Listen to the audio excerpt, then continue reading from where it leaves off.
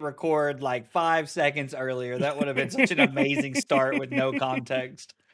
What would have been a great start? Can you tell me, Zach? No, Sam said it. He can tell you.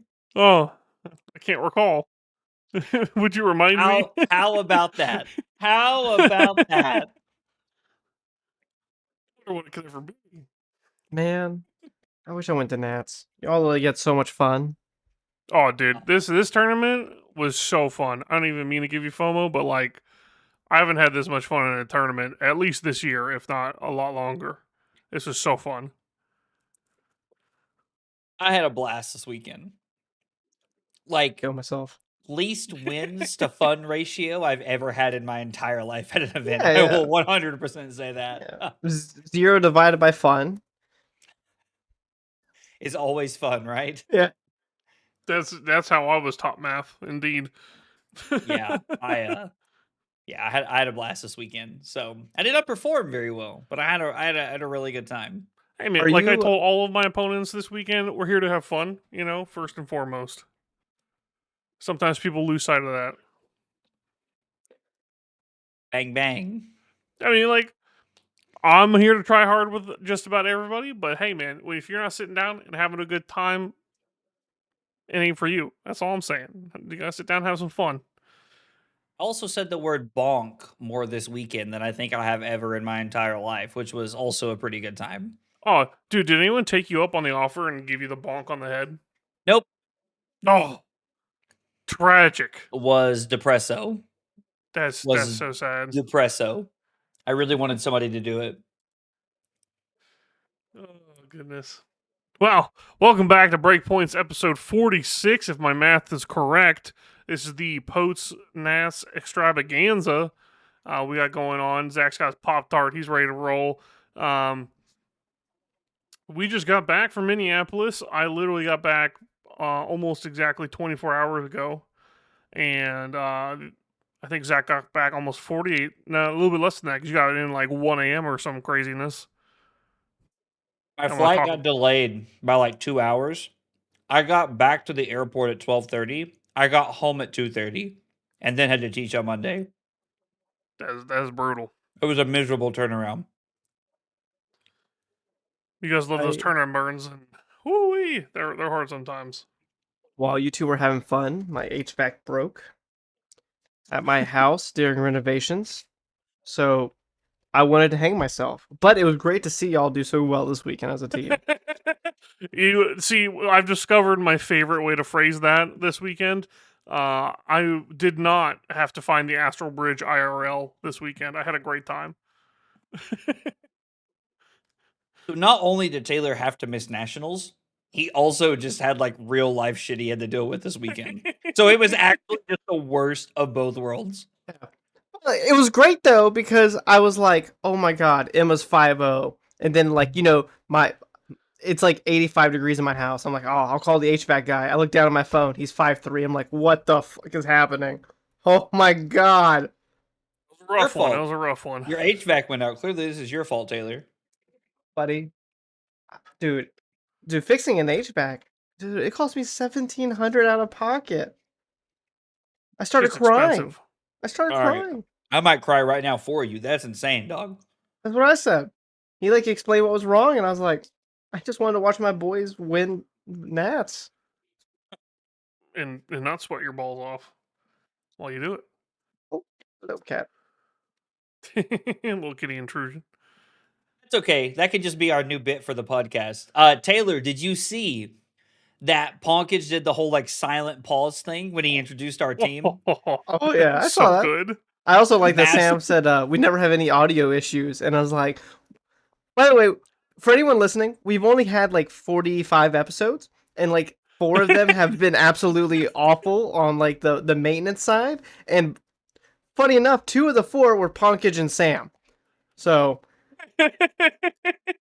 their introduction of our team was just cinema. It was amazing on every level. And Taylor, you haven't got to hear this yet. Bryce comes to me at dinner. We ran into Bryce on Friday night at dinner. he walks up to me and he goes, "I need you to know my favorite part." And I'm seeing like left and right, I'm seeing 0-3 drop, like 1-3 drop. And he said, "And there's Zach, 1-4 on Betsy, going strong." It was, I mean, I about fell out of my chair at dinner. It made me laugh so hard. My gosh. Oh man. I mean, we did what we came to do. You know, we practiced like hell on draft, and we showed up on drafts both in day 2 and in the calling. Shout out to Austin and Drew for top 4ing the calling. Yeah, I mean, don't get me wrong. I know that, like, you know, you guys should just pretend like I wasn't on the team this past weekend. But, like, I feel like as a whole, we had a really good run this last weekend. Like, we had Emma cash. Did anybody else cash? Nats? I think Sam was close.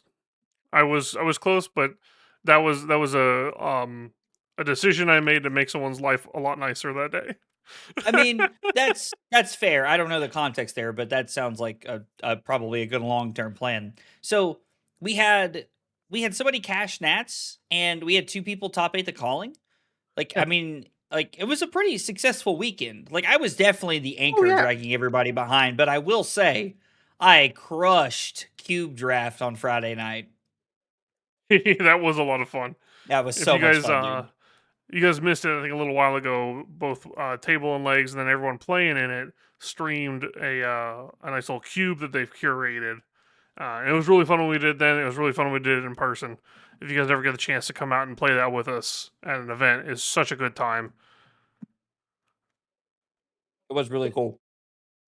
I mean, it's honestly impressive for that we just put a team together like 6 months ago, and we're already feeling like we're, you know, going somewhere.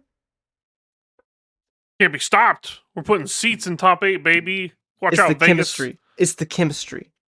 That's what it is. It really is. You know, we're putting in the work because we like each other and can tolerate each other long enough to sit down and draft with each other nonstop.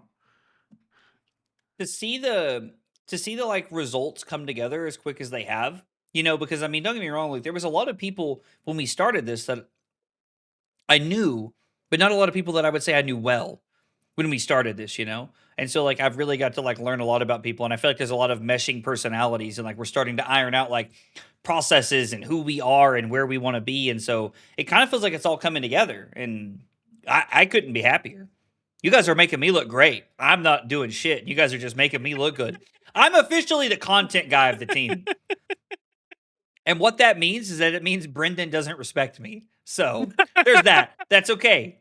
I can appreciate his candor.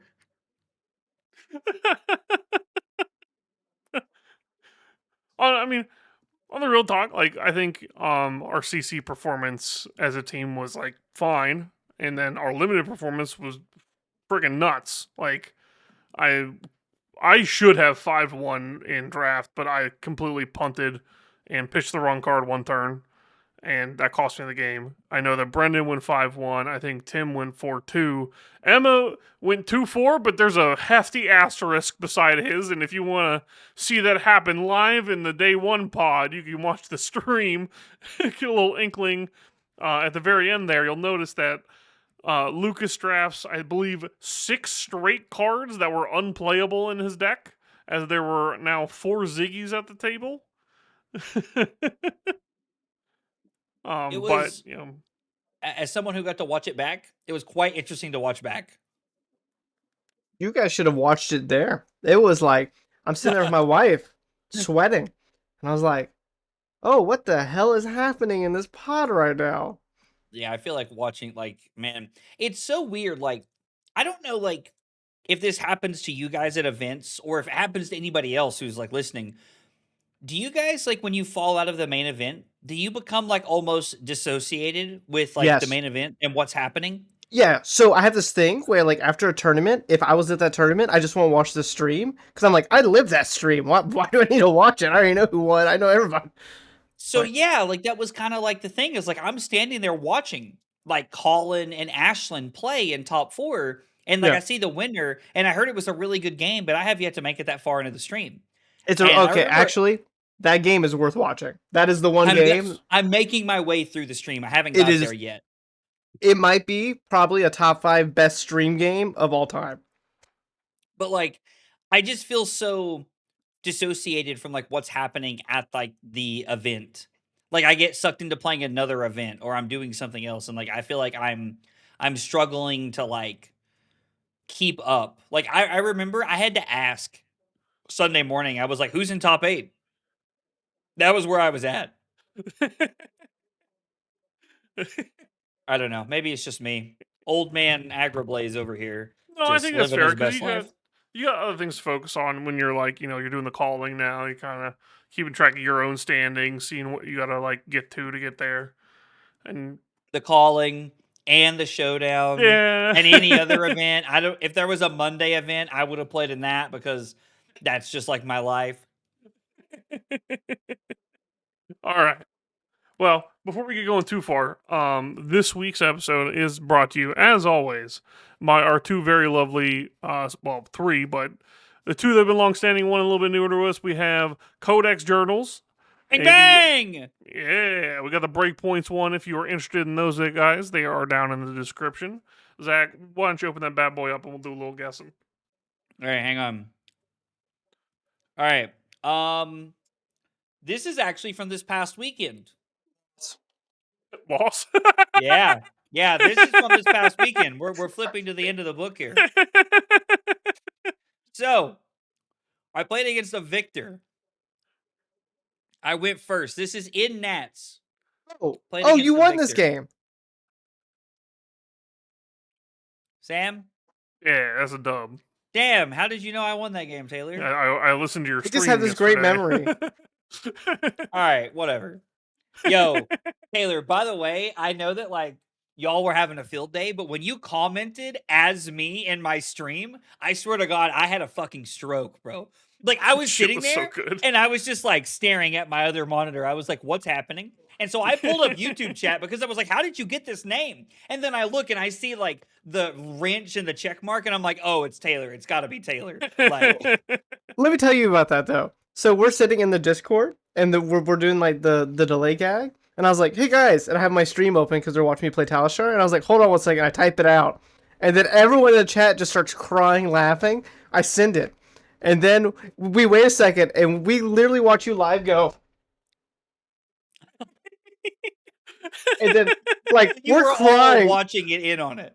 Yeah. It was Oh, yeah. fucking Oh, great. of course you It's were. like Of 10 course you people just were. watching you, just like.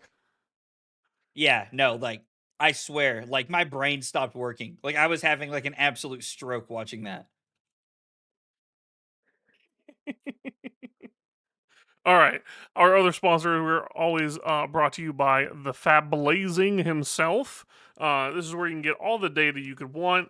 If you're going to PT Vegas and you're still not up to snuff on your drafts, this is going to be a great way for you to analyze your draft pods. It's you can import them straight out of Draftmancer and see exactly what got picked when, kind of analyze who's doing well, what they're doing different than you are, things like that. The tool's actually insane. Yeah, it's crazy good. Like I'm just Cannot gonna say recommend it this: enough. if you're drafting and you're practicing for your nationals or for PT Vegas and you're not using this, like go throw some water on yourself. Wake up. The tool's crazy good value. Yeah, And it's I mean, free. It's free. I for real forgot there were other nationals for a second there. I was like, oh, nice, is over. I forgot there were other nationals. It's crazy.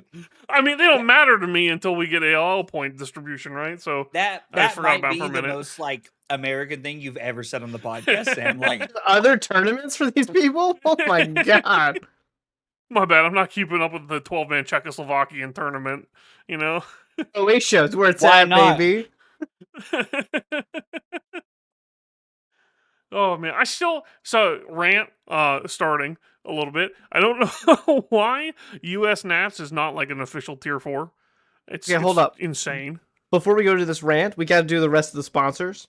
Yeah, We have like right. AGE. Yeah, last one. Zach, why don't you tell us while you're eating your goldfish about AGE? I'm trying to get the goldfish down. AGE, your one-stop shop for everything you need. They got courses, they got articles, they got videos, they got it all. You got discounted ticket price entry. Check it out, age.com. You make sure you use code BREAKPOINT5 5 at checkout. Save 50% off that first month of that sweet, sweet value. The man who actually won U.S. Nationals on the AGE team. You can see See? his list a week early, like everyone else who went to that website, what he Dude. was playing exactly. So, like, I don't know how well you guys know Colin, but seeing him win was awesome. Like, Oh, yeah. I've been talking to Colin at events for, like, I don't know, probably, like, the last, like, year or so, and, like, Colin is hilarious. Like, he makes me laugh every time I see him, and he's super nice. Like, we've only played once, and he beat the living dog shit out of me, at a calling. He, like, absolutely, like, put me in the ground, but I don't know, I just really like Colin. It was just really cool to see him win and to, like, get to see, like, him put the talent that I knew he had at that top stage was so cool to see. The first time I ever spoke to Colin was at Kansas City last year at the calling. We get done with day one, and we're out to dinner at like just their hotel restaurant. And he walks through the lobby with I think like Ellie and maybe a few other people, and they're setting up to go play. And it's like 9 p.m. at night. And I'm like, "You guys didn't get enough today?" And he goes, "Dude, I came here to play cards. I'm gonna keep playing cards." I was like, "That's some crazy energy, brother. More power to you." Based, as somebody I know on the podcast might say. Sam said it all weekend, Taylor. Don't worry. He had you Okay, covered. good. Yeah, bang bang based. I had the whole shtick. Woohoo! Yeah, I got you. It's like he's there Especially with us. for those who are uninitiated, in the back of Zach's shorts, you can hear us yelling "slur, slur." Just literally yelling the word slur over and over again. In one of them, you hear this like chain reaction of events. Randy goes bang bang, and then Emma goes woohoo, and everybody starts yelling like loses their shit in the background while I'm still recording. It was awesome. We had a lot of great Okay, times this weekend. is US Nats a tier 4? It's not even, is it? It's not, but it really should be. I don't understand why it isn't. Like, it's bigger than most of the. I mean, I think all of the callings so far this year by like 200 people. I think it's bigger. It might have been bigger than the PT Yokohama count. was bigger. Pro Tour Yokohama, or the calling Yokohama was like 500 or 600 people or some shit, wasn't it? It was like 6 or 7. Like it was like 600 people. It's huge. Hang on. Let me go back and see if I have the data. Where's Foot Blazing? Get him up. If that blazing. Calling. Let's see. I have the top 8. Will that show it? Yokohama calling had. Let me I check. have it. Convenient. I don't have it convenient either. It had. Regardless, it's huge. It's, I think, crazy competitive, and they make us do it immediately after set release. At least reward us by making it a tier 4. I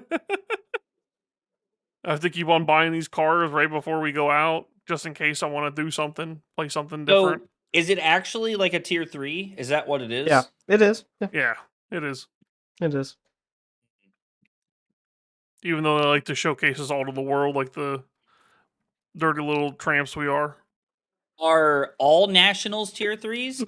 We're No. coming back to what Sam said. Don't worry. We're coming back to what Sam said. I'm not sliding past that, dog. The dirty little tramps that we are. You've been talking to Carly? I told you about that shit. What is happening right now? Look on Taylor's face. I can tell that Sam and I are still vibing from the weekend, and Taylor had to sit in 85-degree weather and spend $2,000 to get his house fixed this weekend. Yeah, I can tell you that right now. Yeah. Oh man. Oh man, the testing house was vibes. The vibes were Brother. immaculate, dude. It was so fucking funny. Taylor, I genuinely hate you missed it, dog. Like you would have had so much fun this weekend. It's okay. I have I'm gonna be. I have a house. Like we were so in sync. At one point, Zach pulls out his camera to like shoot a little short for his video, and he's like, "Oh, I'm in the testing house. Let's go see what the boys are up to." And then all of us, without rehearsing this at all or saying what we were gonna do, we all just go, "Whoa, whoa, whoa, whoa, whoa!" And start like That waving our wasn't hands over the rehearsed. testing. I thought you all planned that when No! I walked out to record my video. That was just on the spot. We all just did the same thing. It was crazy. Dog, that is amazing. That is amazing. I couldn't believe it. We were so in sync. Also, big shout out to Kevin for making some of the videos that I recorded this weekend, like possibly some of the funniest shit I've ever seen in my life. And I didn't even know it was going on in the background. Like Kevin's literally just like doing all this shit in the background of my videos as I'm rewatching it. It was hilarious. I think I might eat this entire bag of goldfish while we're doing the podcast. This whole podcast, dude, you've just been. You're a hungry. Munching. Yeah, Our dude, lunch was cut short today. I had to go back to the office for an interview for somebody we're hiring. So my lunch was cut short. Are you guys still hiring? Can I get a job? Yeah. Yeah, sure. Come on down. You can stay in the guest bed. Okay. I'm down. What I would Dude, do, oh my god, dude, we could do IRL videos? Brother, if only. I'd almost pay to get you down here just so we could do some IRL content. I've got a whole setup over here to my right that I never get to use. If only. All right, boys, is it time to address the elephant in the room a little bit? There's no elephants. Next question. Something happened this weekend. Something we very much said would never happen. No? Nothing happened. I was in college. I needed the money. What happened this weekend? Let's talk about it. There was a Ziggy in top 8. That's fine. We said Ziggy was B tier. B tier heroes can top 8. That's fine. I'm pretty sure last week I said Ziggy would make a run. Did I not say that? Yeah, like this is like a Sam. Did Sam, I literally not say that? Sam's over here trying to like get us, but like at the same time, we said it was B tier and it was okay. You can make a run. I'm pretty sure Taylor said he disagreed with me when I said this. So I think Taylor's probably my answer from last week, but I'm so here for it. I'm pretty sure I said I wouldn't be surprised to see one of the top 64, but I would be surprised to see one top 8. And I was surprised. I did not think that deck had the juice. I will say, the Overcharged, I think, is the card from Compendium, the Lightning generic that is 1 cost, or 1 power. I guess it's 1 cost as well, but that I feel like was a very neat piece of deck building that I did not consider. The whole like looking for a scrap package, it was cute.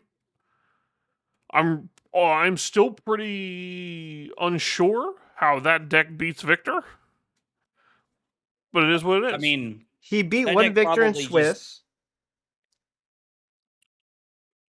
But here is the good thing. He went 3-0 into Puffin on the weekend.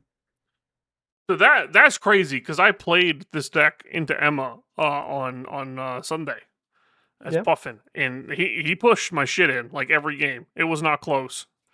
Respectfully, it sounds like your name was Sam Young and not Jonathan Magnuson.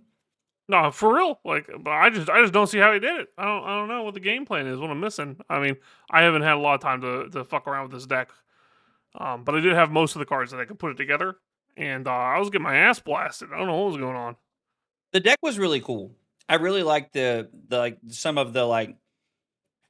I don't know. You called it cute, and I don't really know that. Like when I use that word, it's because I think we're doing too much. And so I don't really feel like that word accurately describes the deck because it was interesting. Like, I don't know, like the whole, like, I like the deck. And I would like to clarify that, yeah, I did say that I wouldn't be surprised if Ziggy had a run. I was not expecting there to be any in top 8. I'm not even going to sit here and pretend like I thought one was going to top 8. Yeah, no. I did think we would see one cash though. Like, and I'm pretty sure I said that I could see an Aurora caching as well. And we saw an Aurora cache, I'm pretty sure, and Ziggy in top 8. There was like 0 Swolios that had any records, right? Yeah, but like the reason being is because Oscilio 1 was just the better variant of what Oscilio 2 can be. Sure. It's just Yeah. objectively better Yeah, from yeah. like all It's the like strategies. Aaron's deck is literally just an O2 deck once O1 goes away. Okay. That's fair. Yeah. But to be fair, all right. So that's another little bit of a surprise for this weekend for those uninitiated. Is the all Arcane Oscilio build.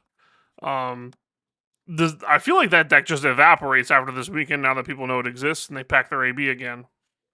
It's not even like AB. It's like, I think if you're playing against like any mid range deck that plays AB, it's good. But like if like Sindri gets a little bit more popular because Victor's going to be on the Might LL, the deck gets hit pretty big. Yeah, Cinder's gonna be Yeah. a horrible matchup. It has to be. The Spell Void Dagger's got to be like fucking cracking that deck Yeah. for an aggro matchup. Also, like the way Emma has his Dio deck built, like I don't know how the Yes. Oscilio deck ever beats that. He's on AB3 Spell Void too. It doesn't. Like I just can't imagine like that deck ever beats like a deck that can pressure you and has some prevention. That's Like Cinder exactly and Dio why. are the two that stand out to me. But I think that like if a Victor packs AB2, there's still a real chance the Spellio deck can just go over the top. Oh, AB2, it's just shitting on it. Like Spellio destroys AB2 Victor. Yeah. Yeah. That's that. I can tell you from I watched Aaron do it. He obliterated this man's. I watched Aaron do it. Amazing. And that's actually my favorite thing is I got one picture this weekend from Aaron's run, because if you guys don't know, me and Aaron are good friends for the people that don't listen to the podcast. And it was from his teammate. And I was like, oh, how's the winning in going? It's not on stream. And he just sent me a picture of 6 sigils out, and Aaron's hand is just like the nuts. Yeah. I was like, okay, thank you. He goes, you're welcome. And that's all I got. He didn't tell me if he won. He just sent me a picture. He's like, piece it together, buddy. Aaron just like blasted his winning end into the ground, basically. Yeah. He didn't even have to pitch stack it. He just kind of drew it natty and one shot him. But normally you can just pitch stack Victor. Was it a Victor? Was that what he played for his winning Yes. end? Okay, Yeah. Gotcha. I remember. That's also like one of the biggest reasons to play the deck is Victor is very represented right now. Yeah. And any of the Marios that were unaware of this deck and didn't have any Spell Void in their deck at all, also it's not a very good matchup because it's all spells. You have to naturally roll an Orb Weaver. They don't give you any chance to block with that.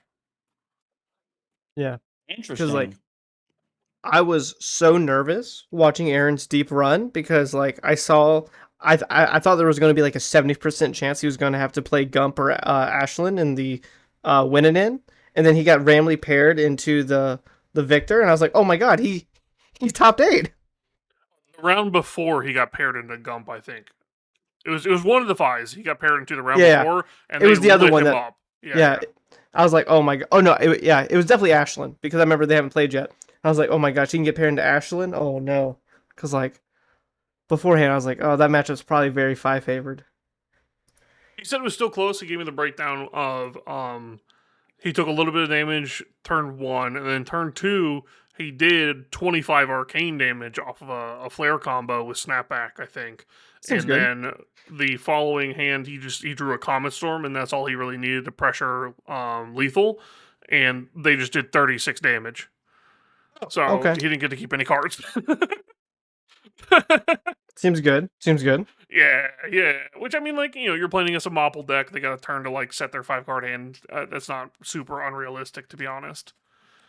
Unless you were watching the top 8 game where Ashlyn drew like fucking was it like quad blue hand and like a 3 blue hand or something like that.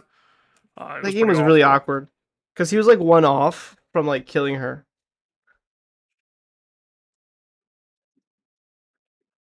So I know that Ashlyn's build was more like what I would consider like traditional than like the other file list.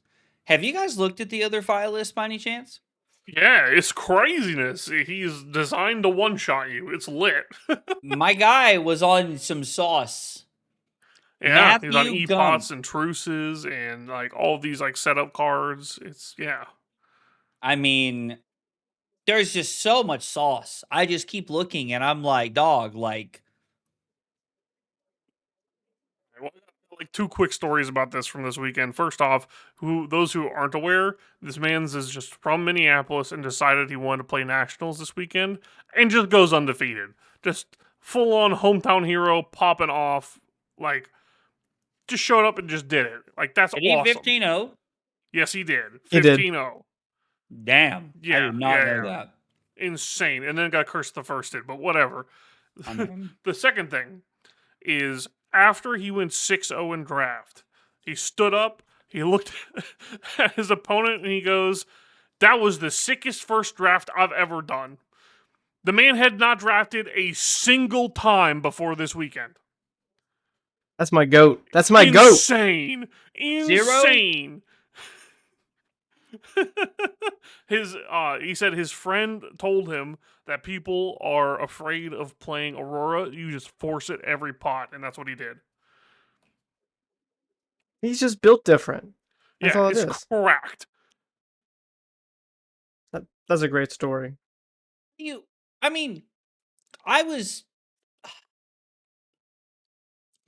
first draft I did of this set, I was so stun-locked by decisions and what's happening. And he literally goes, "I'm going to play Aurora." And he's 6-0 draft is insane. He's built different, brother. 6-0 draft, awesome. having never drafted before, and Phoenix Form 5.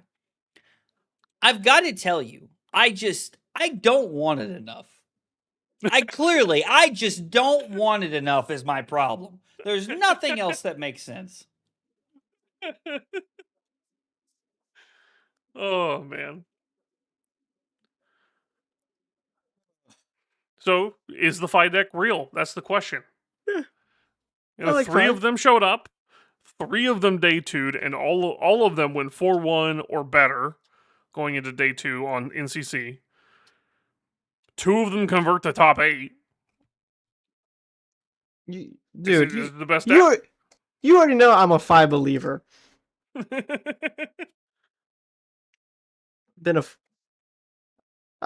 Putting 2 in top 8 was a little crazy though. It's nuts. Absolutely bananas.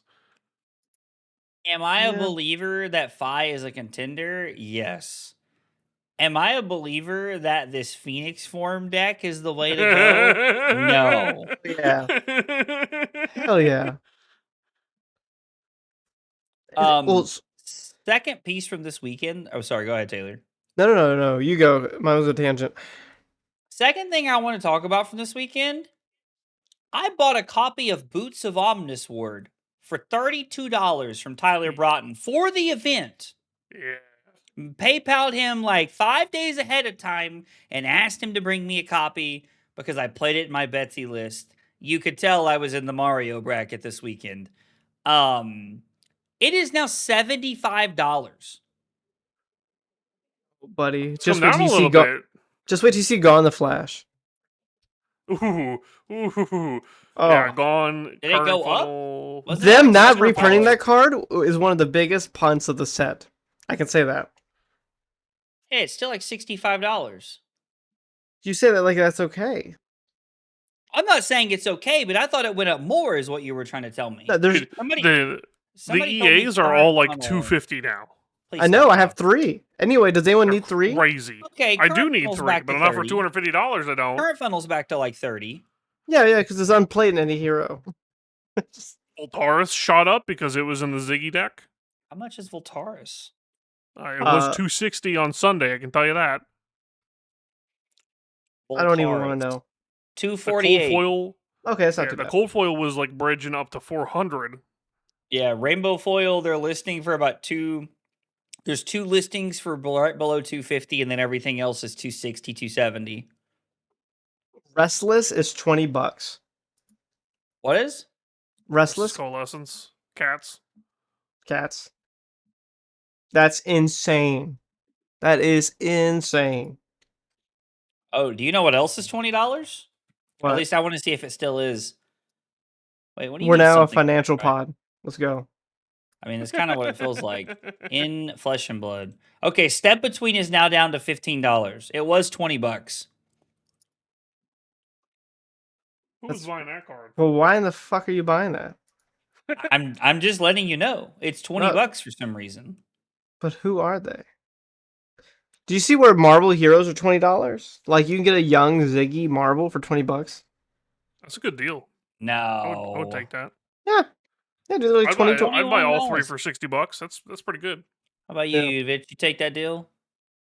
I take that deal. I mean, you guys should have seen Zach reacting to my my deck this weekend. This man's just crazy. Okay, first off, you don't get to call me crazy, okay? Absolutely not. That is not how this is going to play out. I would like for you all to be aware, okay? Like, Sam, if there's an AA club for people that buy cards, Sam needs to be put into it, okay? Like, I don't know one, about that. he has cold foil Fate for Scene. The worst 0 for 4 defense reaction we have. He has cold foils. The worst. Dude, Sam's Your got Bling. Second off, how do you have 3 cold foil Fate for Scenes and you only have 2 cold foil Passing Mirages?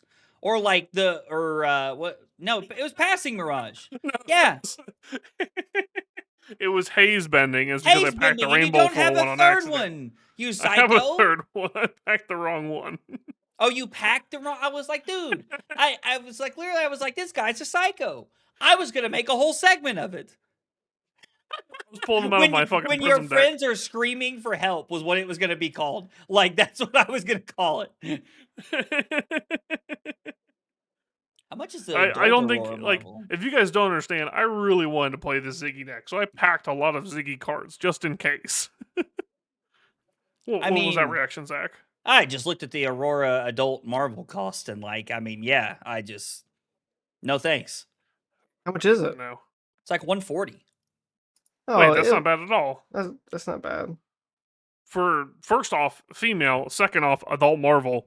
140 is not bad. Okay.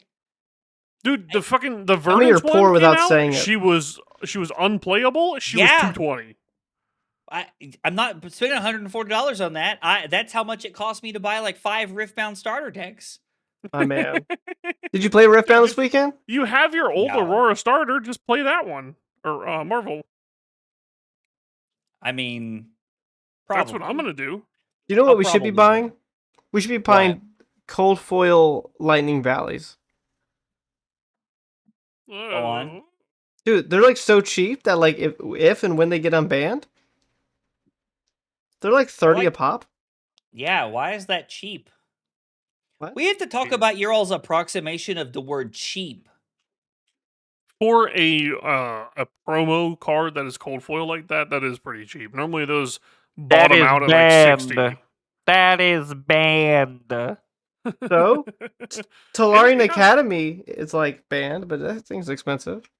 Sweat thought. Shut up. Sweat thought. Shut up. I have 3 copies. I have a playset of these cold foils, and I just like I don't like. I'm gonna keep them because I like shiny stuff, and I already own it. But like, why?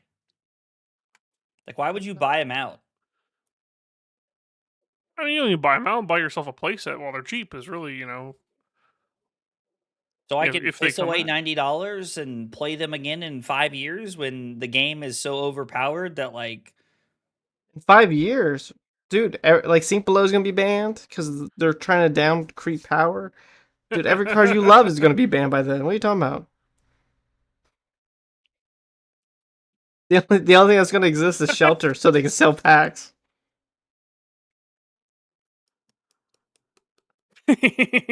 I'll have you know, Zach, at this weekend, I went to get my Tipple signed, and I didn't just get the blue treasure pack signed. I got all 9 of them signed. Because He's one day I want to optimist. be able to play with them He's again. optimist. One day. Maybe Once it'll Gravy be LL, LLs? but one day. Yeah, it's like there we go. what's gravy LL? Yeah. Maybe one day when he LLs, I'll be able to play with him. I don't know. I guess I just will don't say that, buy like- cards unless I need them. Dude, so Look at I'm a firm me. believer that if your cards look better, you play better. It's just the way it is. My Victor deck is foiled out. That's not I true. can confirm that's not true. As someone who's Have never you- won a calling, that's not true. It's definitely not true, but I like to How about say? Have you ever seen my Marlin deck? It's not true. True. Oh, go off, King. I'm so excited. I bought all of these Ziggy cold foils for like $8. It's fucking awesome. Hitler, did you hear that? Was that me? Was that my audio messing up, or did Sam just like scream? What? I did not scream. Oh, I could tell that it was you and not me because Taylor, it looks as confused as I was. Sam, I don't know what happened, but your mic literally like peaked for Exploded, some dude. reason. Yeah, and like I okay. thought I was going deaf for a Dude, second. It dude, was someone's my gonna be bad. driving their car. Oh god, Flashbang dude. warning, boys. I'm not editing that out. That was Oh God, I Please apologize leave that in. I guess not in advance for everyone that has That to was- hear that. that was I don't know good. what that was, but dude, That was- I'm what I was saying was that I'm fucking so hyped that I bought all these cold foil Ziggy cards for like $8 a pop. I got every aura. It's lit. My Oh deck yeah, looks crazy. probably big stonks there. I bet. Yeah, for all the cards you bought. Yeah. Should we be buying EA Germinates? Oh, right now, that's that. just- I don't know about that one. I just don't understand. Dude, if I've learned anything from this game, is if you just buy the bling of a hero that's LL'd, once they like do like an armory deck or something, you just sell that night, dude, you triple your money. Why are they still $30? Because they're shiny. People like shiny things. I love shiny Makes cards. no sense. Buddy, have you do you know what the most expensive cards possible that like are still legal are? The high seas EA cards are just like so insanely priced. Big game trophy shot, the puffin block one, and chart. I even think chart's still expensive, right? Then block card? The That's the the You talking about thing. Skywarden or are you talking Yeah, about Opinion Skywarden. Century? Yeah. Okay. dude, chart the high Okay. seas is $50. Skywarden is $80, and there's not even any big game trophy shots online. Shit's crazy, I ain't even gonna lie. Dude, oh, so, boys, I had to stop myself this weekend. I was walking past a booth, and there was a gold foil compass for $300. Dude, Last I saw, those things were like $650. and you didn't buy it? What's wrong with No, you? I did not buy it. I had the You're weak. self-control. Weak. Yeah. I'm glad I wasn't there this weekend. I was so close. I think my brain is like so perplexed at the idea that you all do this for lots of cards. But also, like, I trade them in. So, like, Yeah. I traded in my Betsy Marvel this weekend. Oh, stonks. Could have been mine. So, like, I have a rule with like buying and selling flesh and blood cards. It's that like I just don't tell my wife, and it's perfectly fine. Yeah. And I recommend that one. Taylor's wife watching the podcast right now. That'd be the nicest thing ever. She's like, "I listen to your podcast." I'd be like, "Thanks." Hey, you think they listen, brother? Yeah, I was like, "Come on." I have to tell Carly bits about things that you all say because I know she's never going to listen. Like, I'd be terrified if I ever heard my wife listen to my podcast. I'm like, what are you doing? It's just on in the shower, like, oh fuck, oh fuck, oh fuck. Oh no, she's gonna find out. She's gonna find out about the cards. Sweetheart, can I see the Marlin deck? Nope. No, you cannot. I sold it all. It's not here anymore. That All I would be have are these like amazing. icy bulk. What do you think paid for the HVAC? Thanks, Marlon. that would be great. Oh yeah. That was one of the cards I traded in this weekend. I traded in my Marvel Marlin. So I can't convince you to play Marlin in any events. I anytime mean, I soon? still got the one that I won for our TN season or whatever, the Rainbow Foil one. You actually Yeah, never mind. got You just something. use my Marvel. I have a altar. I have like True. I forced someone to draw me Marlin. Perfect. I'll just use that if I ever play it again. I want to talk a little bit about living legend points right now. Yeah, the question on everyone's mind. Is everything going to LL or nothing? What are your thoughts, Zach? I mean, I am literally pretending like Victor doesn't exist right now for testing. For two reasons, really. One, like, I think Victor's gone. I would be baffled if Victor didn't leave during. There's a Sure, there's a chance. There is Ziggy. a hell we live in where nothing LLs. Yeah. Listen, I hear you, but I'm telling you, I think Victor's gone. The second reason is that if Victor doesn't leave, Like, I already have so many reps and hours on that deck that like I could pick it up pretty quick, like and just swap like around the cards to like target the meta. Prism gone. Maybe. No, Prism and Victor gone. Everything else stays. I'm not gonna lie to you. I think that would be a great ending. But I would also love for like a random hero like Syndra or Kasai to get LL'd by like some like miracle. I think that'd be really cool too. So it's like not like I want the meta to be untested going into Pro Tour. I mean, what if we live in a world where like Syndra, Phi, Kasai LL, and then Victor and Prism don't? That's called hell, buddy. That's a completely different thing. Yeah, I mean, if that happens, we're just like, what? We're going to the Pro Tour with the same meta we have now. Yes. Yeah, but there'll be 2 less Phi in the top 8. Here's the issue. Oscilio being a deck actively makes Victor LLing much harder than you would probably expect, which is going to be a pain in the ass. Even if the deck's not good, people are going to want to play it because they love Keynote. Then they're going to get paired into the Victor's round 1, put the Victor in the Goober bracket, and then Victor's going to have to fight his way through the Goober brackets, which has the other Keynotes that played a real deck. And it's just going to be a... Dude, I'm so excited. I'm so excited. I would be baffled if Victor didn't hit LL. Although, admittedly, I would be pretty happy. You know? Like, I would love to have one last ride with Victor at Pro Tour Vegas. Wink. I think if Victor lives, then it's time to ban Remembrance. I think He's never going to LL if you ban Remembrance. I think you can kiss don't that care goodbye. anymore. I think that ship has come and gone. I know. Don't get me started.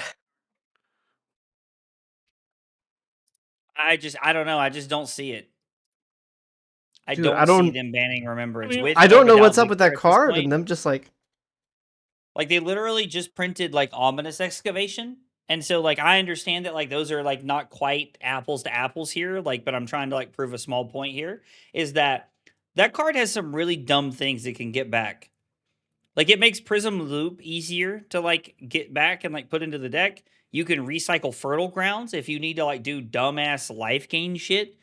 Like you have lots of options that you can do with Ominous Excavation, and that card is like on the like remembrance level of dummy shit, in my opinion. The only difference is that you can't shuffle back 3 Goldmane estates. I don't think we're gonna see a remembrance ban. Like I think LSS has set the precedent that like that card is in the meta and it's here. Like play around it or play with it to win games. that's such a miserable card though. I mean, like if we keep powering down the meta, then Remembrance just it's It gets a good better card and better. because it just makes fatigue decks that much better. But if set 20 is a power bump, then it'll be different. And, they're hyping it up. I will say that James is working on the set a lot, and normally when James works on the set, it's very strong. He did Monarch, Aria, High Seas, Mistveil. Those are all James White led projects. So I mean, maybe if set 20 is powerful, like obviously not like, like Tails or like, Mistveil powerful, but like powerful, does it kind of just automatically invalidate Omens? you're damn straight it does. Oh yeah. It invalidates everything except for Gravy from the last 3 sets. Which is something that we talked about though. Is we talked about like you're in this weird damned if you do, damned if you don't scenario with set 20, which is if it's overpowered, you would validate 3 or 4 sets, and if it's on the same power level, the cards that are problems now continue to be problems, and heroes that are problems now continue to be the same problem. Where it's still. So let me pose you this. Is there a world where set 20 is really powerful, but it's weak to something like Ziggy? What the hell would it have to do to be weak to Ziggy? No, I'm just saying, just think about that for a second. Like I understand that like the guttural reaction to that is like no, that's just not possible. But there have been things in the past where I feel like decks have not been inherently strong, but they attack specific things in a certain way and it makes them good into certain matchups.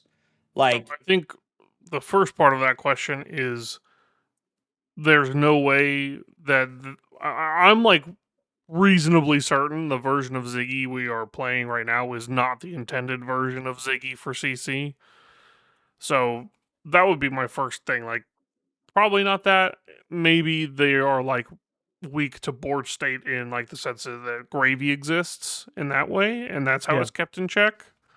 That I could see being a possibility, but okay, at the same time, like I think that there are other ways to kind of target decks like that currently. They've printed so many generic hate cards for anything you want to hate out of the meta that it's hard to print things that can't be pushed down out of the meta now. I mean, that was literally something that we did going into nationals. All of the gravy players felt like we were pushed off of gravy. We all registered Mario and put 3 pilfers and 3 unmakes in our deck to just slam dunk the gravy matchup. So I don't see a lot of wiggle room with how much generic hate for anything you want in the game. Like, auras have been a problem in the past. There's so much generic aura hate now. I'd be interested. I'm just going to wait to see the set before I make any more statements regarding it. I just know that they have a tall task in front of them, and that we, as players, we know exactly what we're looking for from the set, and we'll just see what happens. I mean, there's no point in hypotheticals. I mean, we see the set in a month in Vegas. I mean, that's probably where I assume that we see like the introduction of the set at this rate. And we'll see something in Vegas, I'm sure. Yeah. Like Yeah, we should see a keynote towards it for sure. Yeah. So I think what's best is we just save it for that, the post Pro Tour one, and then we can talk smack.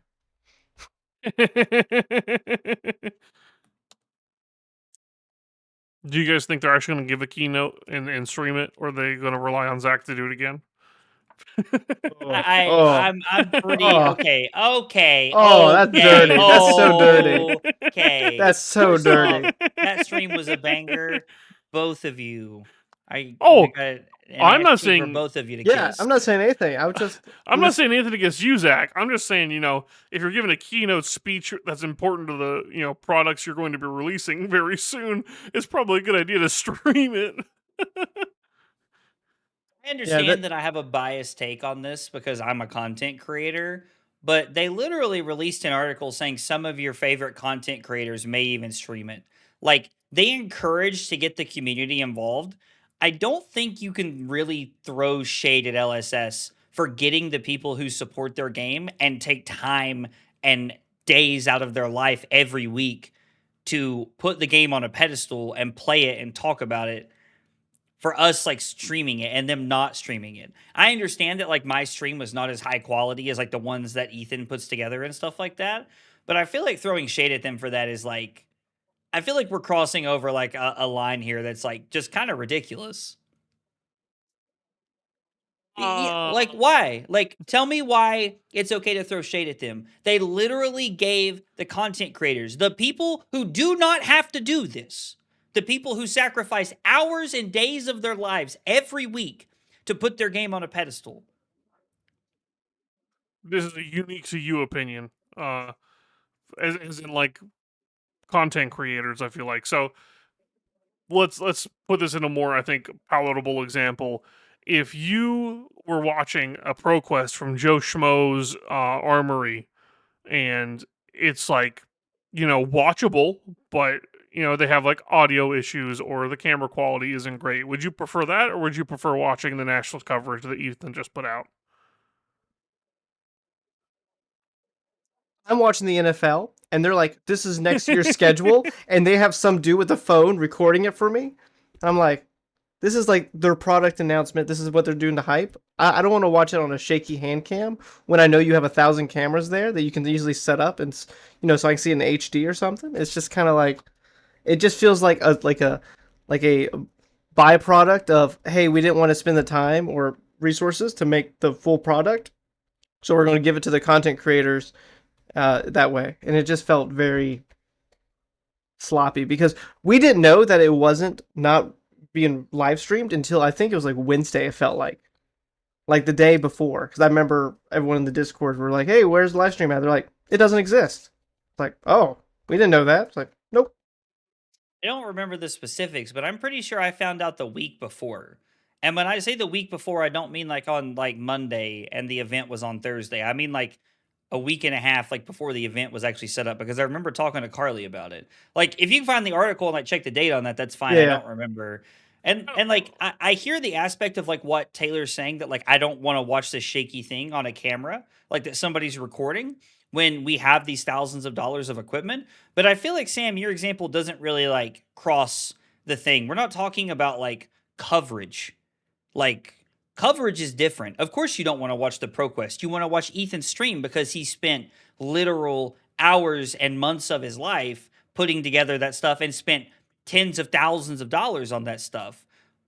But like I don't like the Yes. Keynote and like comparing Ethan stream, like I don't feel like that example like translates very well. I feel like you illustrated my point exactly by saying that. Yeah, no, I'm just saying that I don't feel like your point translates clearly. Like I understand your point, and the point of what I said was to translate it, like to illustrate it, but it's like comparing apples and cars. You're not even comparing fruits, I feel like at that point. It's coverage. It's not like keynotes and coverage are not the same thing. But like, they kind of are to a large degree. What do you think happens before the games happen? Like the coverage where you sit there and you talk to the audience about what we're expecting to see today. Here are the teams that are going to be here. How is that different from, hey, we have a set coming out, this is what's in it? Yeah, It's the same thing. It's just, I don't know. This is the first time I think I felt like you guys are nitpicking just to nitpick. Like this one feels kind of weird to me. And maybe I I mean- am maybe I am just that biased because I am a content creator. That is This that is also very, very possible. I don't, and it's also a weird point of view because I am the person who live streamed the fucking keynote. yeah, Like, it was it is like also like a very weird situation to be Yeah. in. from a it player's was perspective. great for you. Yeah. It was great for you. But as a player perspective, I know that none of my locals were very happy that they could not watch the live stream in a stable, internet connected, like perfect stream, which is like showing off their products and everything from a consumer standpoint. I had to go on, Discord and type in where is the live stream, and someone had to link me your channel, and it kept breaking. And then there was another guy, the pitch deck, that was showing it too from a different angle, also streaming, that would break sometimes. And it was like that. It was like this is supposed to be a keynote. Is talking about Compendium, Set 20, the reprints, everything like that. And it was like I could barely hear them because there's so many people yelling and stuff like that. So you have to kind of like put together what's happening on the stream. And it was just like, it felt like that they didn't bake the product well enough. And then they gave it to content creators as like oh, well, here we go. We didn't want to bake it. Take this. From my perspective and everyone I talked to, it was a net negative. It was a net negative that was very unfun. Okay. Now, if they give you like 6 hours before the stream to come in and set up like your own little tripod and do everything, but you're not like this, and then like some LSS employee tells you to move the chair. I remember that. I was like, oh my god, yeah. That was a less than ideal situation, but they wanted like- me to move the chair so that they could get better photos. Like I understood why they asked. But me that to makes do it. less sense though, because they're like, this is for the content creators, but we're gonna kick the chair so the content's even worse for the content creator. That's actually like the literally opposite of what they would say. Hey, we need to take better photos for online instead of what we said for the content creators. I'm like, am I going crazy there, or And like, to be Yeah, fair, the chair wasn't great. Like maybe it was a little bit nitpicky to like have this opinion, sure, but I feel like it's just a general, like, it's not like, oh, I'm never going to play the game again because Yeah. it is. It's just like a general punt. Like, I don't know why you did that. That's all I was trying to say. yeah, I think after sitting here for a minute, it's hard for me to see it because it feels like what I did is being attacked, and I know that that's not the case here Nothing in to do this with you. situation. Nothing to do with you. So I don't know. And that was a very exciting like opportunity for me Yeah. to be able to do Yeah. that. So I guess Yeah. I just have like I have a very biased take on this. So I'll smile and just like say okay, because I don't I don't I have a very biased opinion, and that's okay. That's okay. I'm glad you had a great time streaming Yeah. it, buddy. I really am. I just, for people who aren't actually live streaming it themselves and in the venue, then it might be better as a full package deal. Yeah, when That's something all. happened That's and all. I screamed into the mic and I was shaking because I was excited, like I'm sure Yeah. that was less than ideal. Okay. But it's exciting for you, and you had Yeah. a great time, and I'm happy for you. But just It had for nothing to other do with people you. who just wanted to see it, Yeah, and No, that's all. that's fair. Okay. I'm trying to give you grief about it. This got a whole lot more No. than all my little snide remark was meant to be. No. I know. I have a biased opinion about it because of how much I enjoyed it. See, I'm glad I'm that just- you I'm, enjoyed it that I'm trying much. to look I am. outside of that right now and move past that. And See- I hear where you guys are coming from. I'm in the same boat. Someone's like, "Oh, the Lexi meta sucked." I won like 5 gold foils. I was like, "It was the best meta Fabs ever have." I look at it, great. Everyone else, no. And this is the same boat. It's like for me, it was awesome. For you, it might have sucked. Yeah. All right, we've kind of bridged out most of the topics so far. How about we jump into some podcast questions, boys? I love it. Sal the Gamer Pal comes at us this week with, what is your favorite music genre at the moment? Bonus points if we don't have the same answer. Mine is easy. Mine's easy. Yeah. Sam, what's yours? I am a rap enthusiast. Okay. All right. I've been listening All to right. folk indie. Folk indie. That's a deep cut. I gotta admit, a lot of things I thought could be said in this moment. That was not on the top 10 of my list. I love folk indie. I don't know that I've ever heard a folk indie song. You'll have to send me one so I can listen to it. I'm in a big metal bracket right now. All right, what bands have you been listening to? Let's rip one off. I have recently discovered this band called Thorns, and they are basically like Metallica if Metallica started making music 30 years later than they did. And I have just been like loving their music. I like it. Fun little fact. I know some people know this.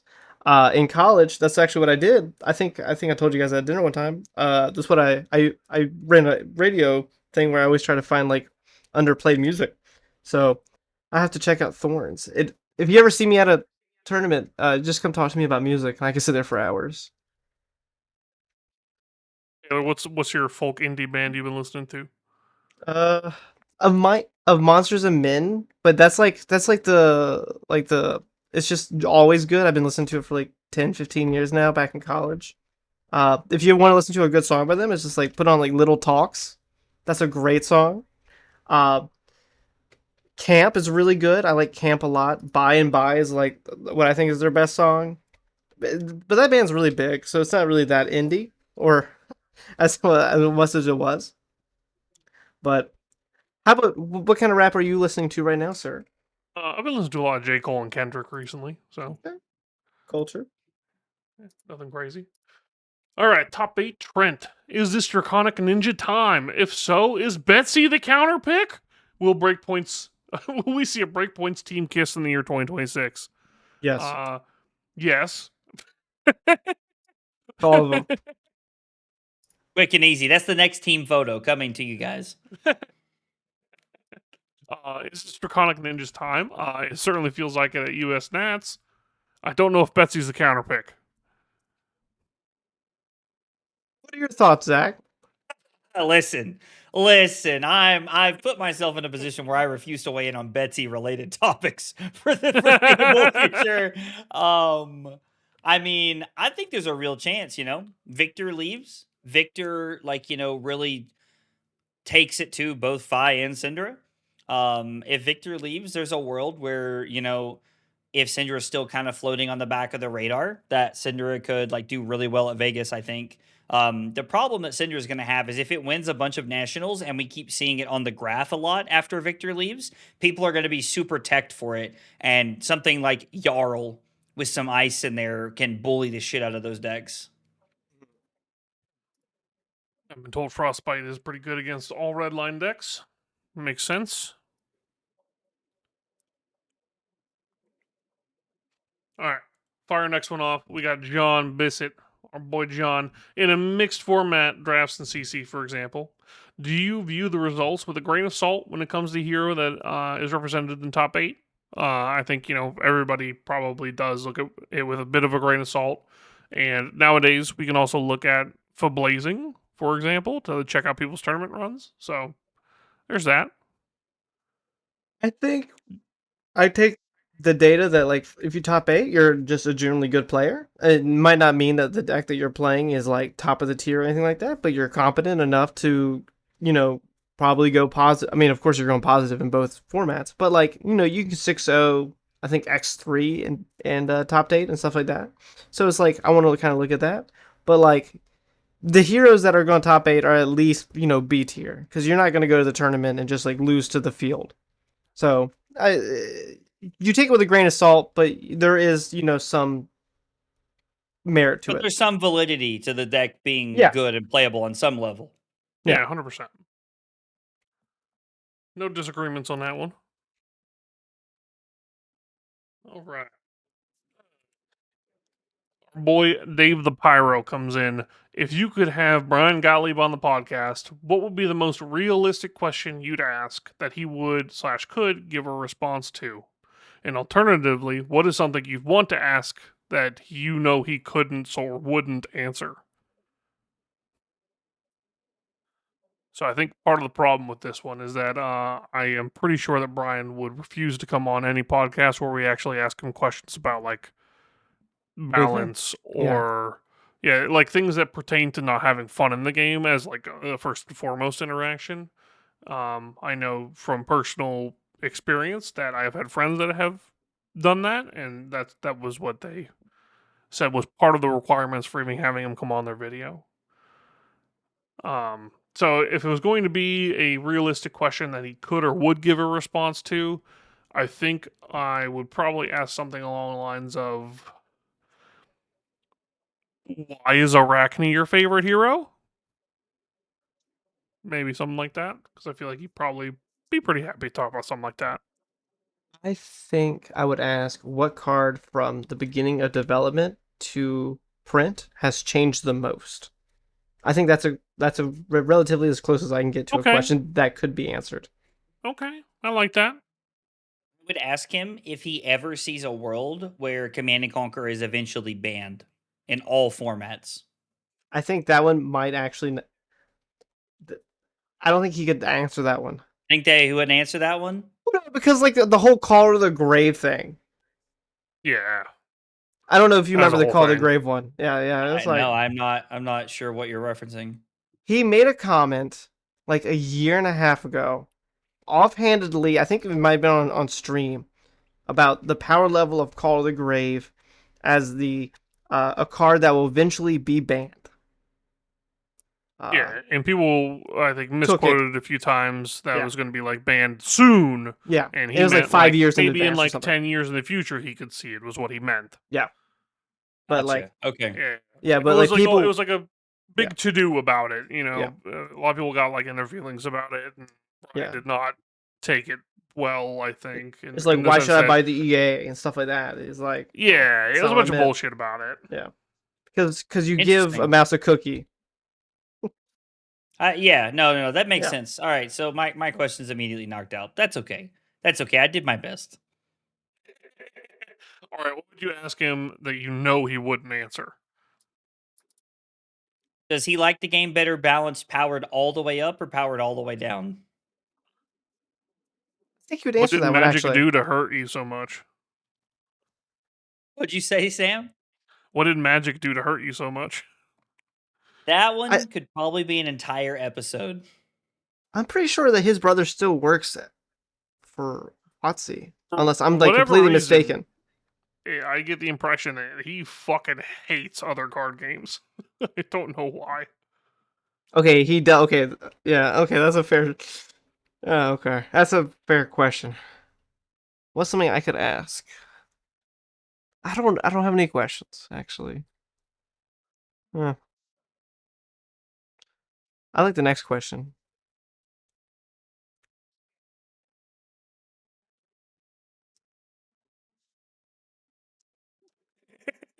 All right, I broke.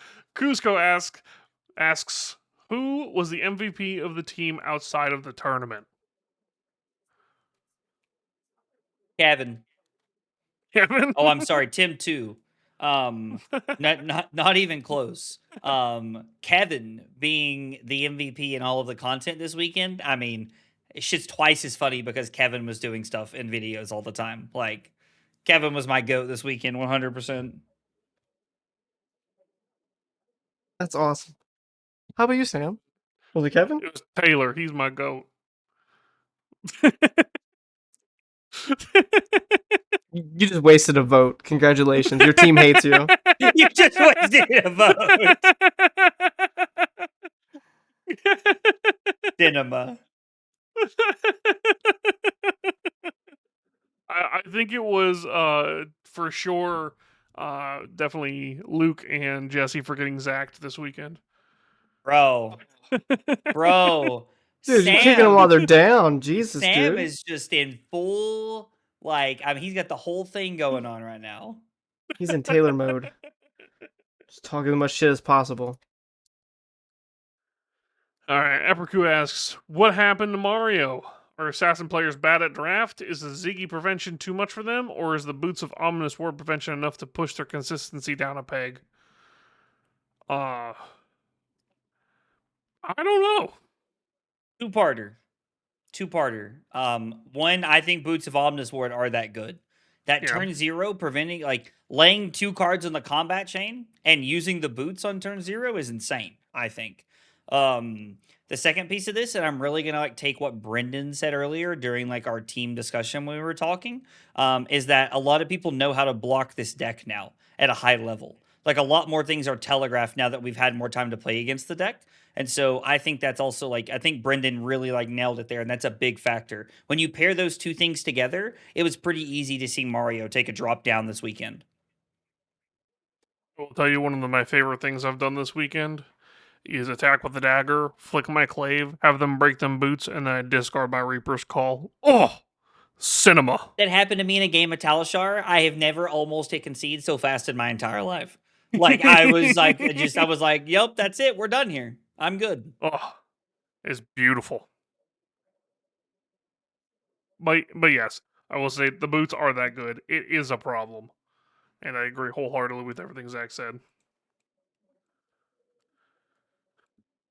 All right, Chris says it was fun to poke y'all on and off during the weekend judging. First off, thank you very much for being a judge. It was a great time hanging out with everybody, and the judges are great people that let us play the game. So thank you. Any favorite non-fab things from the weekend? Oh boy, do we have plenty. I want to hear him. Come on. The draft, doing the cube that Kevin sets up is always a blast. Going out to dinner with the boys, great time. Team dinner was lit, even though, there were some sad people at the table not making day 2 or having a terrible draft pod at the end of day 1. It's good to get the camaraderie together. Everybody cheer each other up a little bit. When things are not great, and have a good turnaround for day 2 where we put great calling results up and some strong performances still in Nats. But yeah, it was so much about this weekend was a blast. Meeting all these people, so many people came up to me. One of the nicest things that I think has ever been said to me was just by some random guy who walked up and said, I think it's awesome when you're excited about something. I can hear it in your voice. I was like, that's one of the kindest things anyone's ever said to me. So tons of those experiences. It was an awesome time. I felt like I was a positive influence on a lot of the people I played against that were not having such a great time, and just tell them that, we're here to have some fun. And being able to be a little bit brighter in everyone's day was also very nice. How about you, Zach? My favorite non-Fab thing this weekend, I guess, kind of relates back to Fab in some way, but I felt like I got to spend more time this weekend being a content creator than I did like a grinder, like trying to like, like play games. Like, don't get me wrong, I showed up and tried to win games with Betsy. Like, it's just not how my weekend shaped out. But like I got to spend time working on like a project that I think is going to be fun and that I wanted to do. And being able to record that with the team and at dinners and like I don't know, it was a lot of fun to be able to just get to like laugh and have a good weekend and be a creator first and a participant in events second was a really fun thing to do this weekend. Are you going to be a content creator or a grinder for Vegas? Oh, it's grinding time for Vegas. So in case anybody missed it on my stream on Monday night when I got back, I talked about how much fun I had, and then I talked about how it was time to lock the fuck in. Like it is like I've said this on Monday, and I'm gonna say it again in case you missed it on the stream. I will cash something in Vegas. I will. I don't care if it's the showdown. I don't care what it is. We are going Is the to side put some event? money. I'm ready. Shut up, Taylor. We're gonna put something on the board in Vegas. Like I am grinding hard, getting ready for the event. We're gonna have 2 breakpoints in the top 8. I'm calling it now. Risking all of it right now, and I'm gonna do my part to make sure that there's at least one. Good. All right. Last one. Chaotic Sea Pancake comes at us with the trend of playable fables continuing, do you think that this is an indicator that CC will always be an expensive option compared to other TCGs? If LSS handed you the reins for a day to decide how to approach the affordability versus box opening value, would you do anything different than LSS? Yes. Probably. After getting into the Riftbound ecosystem over the last week, one thing that they do to circumvent the price of cards is they make bling variants of the cards in pack, not like a gold pack, but like you can actively open with a very high pull rate in boxes to bring down like the majestic and like I guess the legendary prices of cards. So some cards of course slip by because they're so powerful for whatever they are, and they didn't print a bling version of it, but like it's like $25 because what they do is that they add all the value of the cards into the chase cards instead of making like 25 $10 cards. They print everything to like $5 and then they throw in like a $700 card that you can open. And I really like that methodology on how to lower down the prices is by making more bling versions, throw some cold foils in there, and that would just lower down the price of the normal non rarity, and then just ban all fables. I just hate fables. Yeah, fables are lame. All my homies hate fables. Yeah. Playable fables are not fun from a price perspective.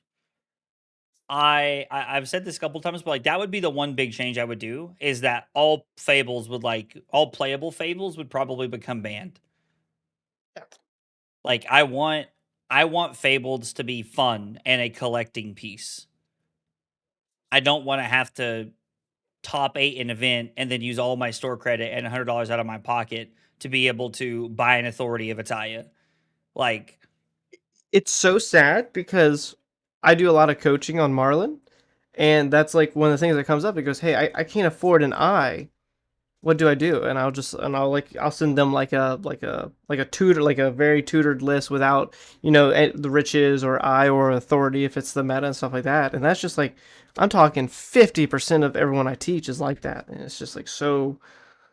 It's so awful that that's needed for like a B tier hero. Like, why is my B tier hero $1,700? That is 17 decks in Riftbound.